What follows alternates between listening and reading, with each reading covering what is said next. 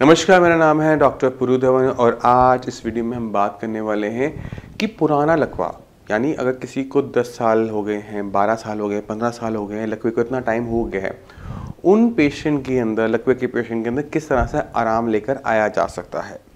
तो शुरुआत करते हैं इस वीडियो की पैरालिसिस को समझने में कि पैरालिसिस यानी लकवा किस तरह से शुरू होता है। तो अगर लकवा कभी भी हाथ पैर का रोग नहीं होता, माना हमारा हाथ नहीं चला, हमारा पैर नहीं चल रहा, बट ये जो पैरालिसिस है, लकवा है, इसमें आपके हाथ पैर को कोई नुकसान नहीं हुआ होता, ना चोट आई होती है, ना हड्डी टूटी होती है, ना मांस फटा होता है, फिर भी आपका हाथ और पैर नहीं चल पा रहा होता। और जब हम कभी टेस्ट करवाने जाते हैं तो हमारे ब्रेन के टेस्ट हो रहे होते हैं, हमारे ब्रेन का हेड का सीटी हो रहा होता है, एमआरआई हो रहा होता है, उसके अंदर झांका जा रहा होता है कि उसमें क्या दिक्कत है। एक पैरालिसिस पेशेंट में अगर हाथ पैर नहीं चल रहा, वो इसलिए नहीं चल पा रहा होता क्योंकि ब्रेन के अंदर जो हिस्सा हाथ पैर को चलने में मदद करता था, जो उसे कमांड देता था कि हाथ उठो, पैर आगे बढ़ो, वो हिस्से को नुकसान पहुंचता है जब हमारे ब्रेन के अंदर कभी खून का थक्का या फिर कभी नस फट जाती है, जिसे हम ब्रेन हैमरेज भी कहते हैं। जब हमारे ब्रेन के उस हिस्से को नुकसान पहुंचा तो वो जो काम करता था हमारे हाथ पैर को चलाना, उसकी मांसपेशियों को मूव करवाना, वो नहीं कर पा रहा, जिसकी वजह से हमारा हाथ और पैर हमारे ब्रेन से डिस्कनेक्ट हो गए। जब वो डिस्कनेक्ट हो गए तो वो किसी की नहीं सुन पा रहे, वो अपनी नहीं सुन पा रहे, वो ब्रेन की नहीं सुन पा रहे, वो किसी की नहीं सुन पा रहे, जिसकी वजह से वो मूवमेंट नहीं कर पा रहे होते। और यही प्रॉब्लम को हम कहते हैं पैरालिसिस। अब 10-12 साल हो चुके हैं। अब 10-12 साल हो जाने के बाद दिक्कत क्या होती है कि जब हमारी मांसपेशियाँ हिलती नहीं है तो वो हम देखते हैं कि वो छोटी होनी शुरू होती है। तो अगर आपका लकवा पुराना हो चुका है तो पहला काम आप क्या करेंगे, अपने दोनों हाथ को सामने लेकर आएँ, अपने दोनों पैर को अपने सामने रखें और देखें कि किसी में कोई पतला तो नहीं हो गया। अगर आपका हाथ और पैर पतला हो गया है, पहले से पतला हो गया, दूसरा ठीक है, पहले जो लकवा है वो पतला है, इसका मतलब है कि वहाँ पर मसल एट्रोफी यानी मसल्स का सूखना हो गया है। मसल का सूखना एक और परेशानी होती है, जब लंबे टाइम तक लकवा बना रह जाता है तब हमें देखने को मिलती है। अब सवाल ये उठता है कि अगर हमें ठीक होना है इस पॉइंट से, 10-12 साल हो चुके हैं, मसल एट्रोफी है नहीं है कोई फर्क नहीं पड़ता, अब हम यहाँ से कैसे रिकवर कर सकते हैं। तो जब भी किसी भी बीमारी का इलाज हमें देखना होता है तो हमेशा उसकी जड़ में जाना होता है। तो लकवे के अंदर बीमारी की जड़ कहाँ है? हमारा ब्रेन, हमारे दिमाग के अंदर। दिमाग का वो हिस्सा जो कंट्रोल करता था उसको नुकसान पहुंचा है, इस वजह से हमारा हाथ पैर नहीं चल पा रहा। तो इसका इलाज भी वहीं से शुरू होगा। हम ब्रेन पे काम करना शुरू करेंगे। अब ब्रेन पे हम किस तरह से काम कर सकते हैं? 3 तरीके से। पहला है मेडिसिन, दूसरा है खाना, तीसरा है एक्सरसाइज।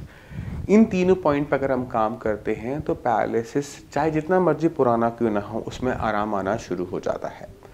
तो सबसे पहले हम देखते हैं कि हमें क्या बदलाव करना होता है अपने अंदर। सबसे पहली चीज़ कि हम खाने को रखेंगे अपने ब्रेन के हिसाब से। अब हमारे ब्रेन के अंदर कोई नुकसान हुआ है, उसकी भरपाई होनी है, तो ब्रेन को क्या चाहिए? कच्चा सामान चाहिए। और कच्चा सामान क्या है? प्रोटीन है, विटामिन है, मिनरल्स हैं। तो खाने के अंदर हम घिया, तोरी, टिंडे जैसी सब्जियों को बाहर कर देंगे, उसकी जगह दालें, मशरूम, एग वाइट जैसी high protein, high mineral items को अपनी डाइट में जोड़ेंगे, जिससे हमारी बॉडी में कच्चा पदार्थ पूरा भरा रहे, उसकी कोई कमी ना हो। जब ब्रेन को लगे कि कमी है तो वहाँ से निकाले, शरीर से निकाले और ब्रेन में जो बदलाव करने हैं वो तेजी से कर दे। तो पहली इंपॉर्टेंट चीज़ हो गई डाइट, कि हम क्या खा रहे हैं और किस तरह से खा रहे हैं, इस चीज़ का हमने ध्यान रखना है। दूसरी चीज़, एक्सरसाइज आप हाथ पैर की नहीं करेंगे। आपने बिल्कुल सही सुना, आप एक्सरसाइज अपनी ब्रेन की करेंगे। दिक्कत वही है ना। अब ब्रेन को समझने की कोशिश करो, ब्रेन क्या कहता है। आप समझो कि आप वो हो बैंक में कैश गिनते हो। ये एग्जांपल मैं बहुत बार दे चुका हूँ, बट फिर भी इसी को हम रिपीट कर रहे हैं जिससे समझना आसान हो जाए। आप बैंक की पहले दिन नौकरी करने जाते हो, मैनेजर आपको कहता है कि आप जाके नोट गिनो। आप एक एक नोट गिन रहे हो, बहुत टाइम लग रहा है, पीछे लाइन लग जाती है। मगर 1 साल बाद हम दोबारा से आपसे मिलने आते हैं और देखते हैं आप बिना देखे आप चाय भी पी रहे हो और नोट भी गिन रहे हो। ये क्यों हो पाया? जब हम एक ही काम को बार बार करते हैं, हम उसमें अच्छे होते चले जाते हैं। ये आपने अपने ब्रेन से किया था। हाथ पैर से नहीं किया था। हाथ पैर तो वैसे ही हैं, अब पहले भी वैसे थे, अभी भी वैसे ही हैं।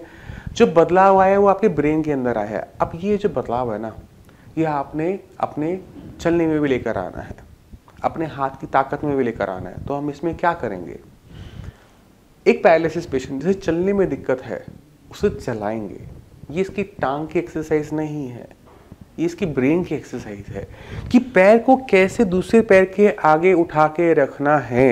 ये ब्रेन सीख रहा है, पैर को तो पता है, पैर को जानने की ज़रूरत भी नहीं है, वो तो उसकी बात सुन रहा है। तो हमने क्या करना है, पहले अपने ब्रेन को ट्रेन करना है एक पर्टिकुलर काम के लिए, और उसी काम को बार बार करने से मैं उस काम में अच्छा हो जाऊंगा। तो अगर मुझे चलना है ढंग से तो मैं चलूंगा, मैं स्विमिंग, रनिंग, जॉगिंग, साइकिलिंग ऐसी एक्सरसाइज नहीं करूंगा, मैं बस एक काम करूंगा, वो है चलना। मगर चलते समय मैं ध्यान क्या रखूंगा कि मैं जब पैर रख रहा हूं तो मैं घुमा के ना रखूं, मैं उठा के रखूं, और एक पैर के आगे पैर रखूं, पैर को घसीटूं नहीं। चाहे मुझे छड़ी लेनी पड़ी, चाहे मुझे किसी का सहारा लेने पड़े, बट मैं पैर हमेशा उठा के ही रखूंगा। जब हम ये सोच लेते हैं, करना शुरू करते हैं, तो सारी की सारा जो ब्रेन है वो सारी की सारी ताकत लगाता है उसको वो काम करने के लिए, और यही ब्रेन की एक्सरसाइज होती है, और इसे कहते हैं ऑक्यूपेशनल थेरेपी। ठीक है, हम में एक्सरसाइज बहुत सारी नहीं होती है, आपको 5 मिनट ये, 5 मिनट वो, 5 मिनट वो कभी भी नहीं करवाएंगे। एक एक्सरसाइज करवाएंगे और पूरा दिन करवाएंगे, और इतनी हल्की एक्सरसाइज देंगे कि आप उसे खुशी खुशी करते हो और पूरा दिन करते हो और आपको पता भी नहीं लगता। अब मैं आपको कहता हूँ कि आप चलो, आप पूरा दिन चलोगे, आपको पता भी नहीं लगेगा कि एक्सरसाइज हो रही है ना। तो हम इसको अपने ध्यान में रखते हैं कि जब हम चलें तो कम से कम अपने पैर को सही तरीके से रखें, क्योंकि ये ब्रेन की एक्सरसाइज है। अब चलते हैं सबसे इंपॉर्टेंट चीज, मेडिसिन के ऊपर।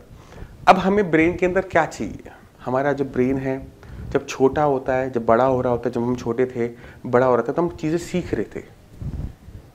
पहले में बोलना नहीं आता था, चलना नहीं आता था, हमने उसको सीखा क्योंकि हमारा ब्रेन उसको सीख रहा था। अब हम बड़े हो गए, अब ब्रेन ने सीखना कर दिया है बंद, जिद्दी हो गया है। अब उसको किस तरह से सीखने लायक बनाएं, बस इसी काम में इस्तेमाल आती हैं मेडिसिन। हम ब्रेन को सीखने लायक बनाते हैं, सिखाना आपने होता है चलकर, एक्सरसाइज कर कर, या फिर ऑक्यूपेशनल थेरेपी कर कर। तो मेडिसिन का रोल सिर्फ इतना है कि हम आपके ब्रेन को सीखने लायक बनाते हैं, क्योंकि अगर हम ये नहीं करते तो पेशेंट कई सालों तक एक्सरसाइज करते रहते हैं, फिजियोथेरेपी करवाते रहते हैं, बट उसमें फ़ायदा नहीं होता। मगर जैसे ही उसका ब्रेन सीखने लायक बन जाता है और उसे सिखाते हैं तो वो तेज़ी से सीखना शुरू कर देता है।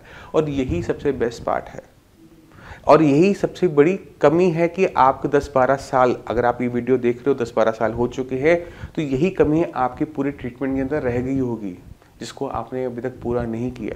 जिस दिन आप इस तीनों चीज़ों को संगम करवा दोगे, आपके अंदर चेंजेस ऑटोमेटिक तरीके से आना शुरू कर देंगे। क्योंकि जो हम खाना खाते हैं, जो भी हम मेडिसिन लेते हैं, वो सीधा कभी भी हमारे ब्रेन के तक नहीं पहुंचती, क्योंकि हमारा ब्रेन का सर्कुलेशन और हमारी पूरी नीचे की बॉडी का सर्कुलेशन 2 अलग अलग हिस्सों में बटा हुआ होता है। इसके बीच में होता है ब्लड ब्रेन बैरियर।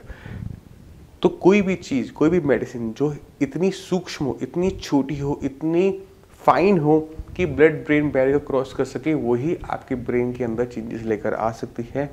नॉर्मल कोई भी मेडिसिन चेंजेस लेकर नहीं आ सकती। इसको आप गूगल करो, आप समझ जाओगे कि डॉक्टर साहब जो बात कर रहे हैं वो थोड़ी सी ज़रूरी बात है। इस ब्लड ब्रेन बैरियर के बारे में आप थोड़ा सा देखिएगा, क्योंकि यही कारण है कि 10-12 साल हो गए दवाई आप जो ने मुँह से खाई थी वो आपके ब्रेन तक कभी पहुँच नहीं पाई। यही सबसे बड़ी दिक्कत है एक पैरालिसिस पेशेंट की रिकवरी के अंदर।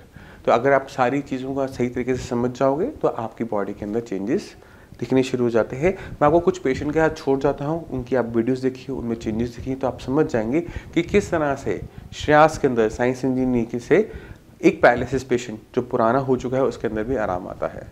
नमस्कार, मेरा नाम है डॉक्टर पुरु धवन और आज मैं आपको सामने एक ऐसा पेशेंट लेकर आया हूँ जिनको पैरालिसिस हुआ था हेड इंजरी की वजह से। जब रामस्वरूप जी का बाइक से एक्सीडेंट हुआ तो इनके सिर पे चोट लगी। सिर पे जब चोट लगी तो उसके अंदर क्लॉट बना और वो क्लॉट इनकी पूरी ब्रेन में जाकर इनके दोनों तरफ के लेफ्ट और राइट साइड दोनों साइड के जो लॉब्स होते हैं, फ्रंटल लॉब्स, उनमें जाके उन्होंने ब्लड के सर्कुलेशन को रोक दिया, जिसकी वजह से इनकी लेग में पावर बहुत ज़्यादा चली गई थी, हाथ में थोड़ी बहुत पावर थी और वो अभी भी बेटर हो गई। राइटिंग पहले से बेटर हो गई है इनकी, चलने में बेटर हो गए हैं। रामस्वरूप कैसे हुआ था एक्सीडेंट? एक्सीडेंट बाइक से हुआ था। कैसे गिरे थे? कैसे मतलब शाम के समय था और शाम का मतलब चौराहे पर था मैं, और सामने से पिकअप आई, उसने मतलब टक्कर मार दी। अच्छा, तो चोट कहाँ लगी थी? चोट सिर में लगी थी। और कोमा में रहे थे? कितना टाइम कोमा में रहे थे? 2 महीना।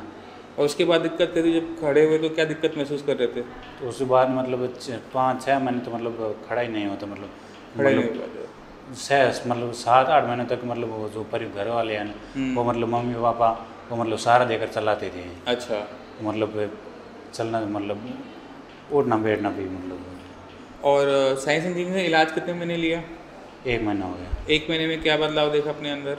1 महीना मैंने जो मतलब मैं पे मतलब घर के जो सीढ़ियाँ हैं मतलब चौकी पर चढ़ता हूँ, तो मतलब वो मैं पहले मतलब सहारा लेकर चढ़ता था, तो मतलब उस मतलब 1 मंथ में ये सुधार हुआ है कि मतलब उसमें उस पर चौकी पर मतलब बिना सहारे चढ़ जाता हूँ और उतर जाता हूँ। हाथ में कोई बदलाव नजर आया? हाथ तो मेरा वैसे पहले थे मतलब ठीक ही था। ठीक था, पहले से ठीक था। हाथ में ज़्यादा मतलब दिक्कत नहीं थी। पहले से सुधार हुआ लिखने में, लिखावट में? हाँ, लिखावट में बहुत सुधार हुआ। लिखावट में सुधार हो गया, फाइन मोटर स्किल्स उसमें थोड़े से आ गए।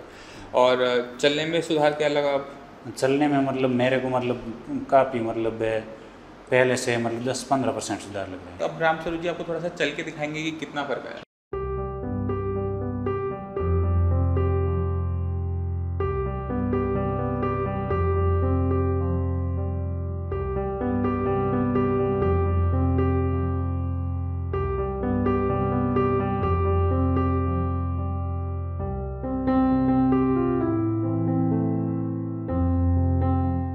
तो आपने खुद देखा, लगभग चाहे जितना मर्जी पुराना क्यों ना हो, अगर हम सही तरीके से काम करते हैं तो चेंजेस हमें पहले महीने में ही दिखने शुरू हो जाते हैं। मैं उम्मीद करता हूँ इस वीडियो से आप काफ़ी कुछ समझ गए। फिर भी आपके माइंड में कोई डाउट हो, कुछ पूछना चाहते हो, तो आप नीचे डॉक्टर से बात कर पूछ सकते हैं और आप आकर मुझसे भी मिल सकते हैं। अब इसी के साथ आप सभी से मैं चलने की आज्ञा चाहूँगा।